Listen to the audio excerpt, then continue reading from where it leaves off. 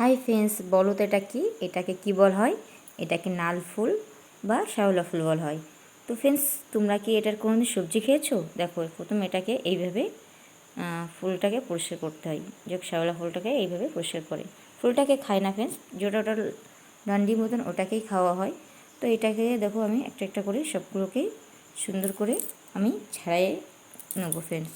এইগুলো ফ্রেন্ডস খুবই এখানে পাওয়া যায় না, খুব কম দেখা যায় আমাদের এখানটায়। যাক, আমি এখানে কলকাতাতে থাকি না, তার জন্য খুবই কম দেখা যায়। তো ফ্রেন্ডস দেখো, আমি সবগুলোকে ছাড়াই নিয়েছি আর সুন্দর করে এগুলোকে ধুয়ে নিচ্ছি। ফার্স্ট তো আমি এগুলো কাটবো না ফ্রেন্ডস, কাটলে এর ভিতরে জল চলে যাবে, তার জন্য আমি এগুলোকে আগেই এগুলো সুন্দর করে ধুয়ে নেবো।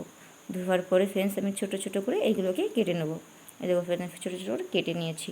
তো নিয়ে আমি এটা সাইডে রেখে দিলাম। তারপরে আমি এতে বেশি কিছু না ফ্রেন্ডস, শুধু একটু রসুনটাকে একটু থেতো করে নিয়ে এটা তেলের উপরে দেবো, একটু লাল লাল করে ভাজা করে, আর লঙ্কা সাথে ফ্রেন্ডস বেশি কিছুই দেবো না আমি, কেন কি এতে শুধু একটু লবণ আর একটু হলুদই দেবো। দিয়ে সুন্দর করে ফ্রেন্ডস একদমই ঢাকবে না, ঢাকলে এগুলো একদম নরম হয়ে যাবে। তার জন্যে এটাকে সুন্দর করে ভাজা করে লাভিয়ে দেবো। দেখো আমি এভাবে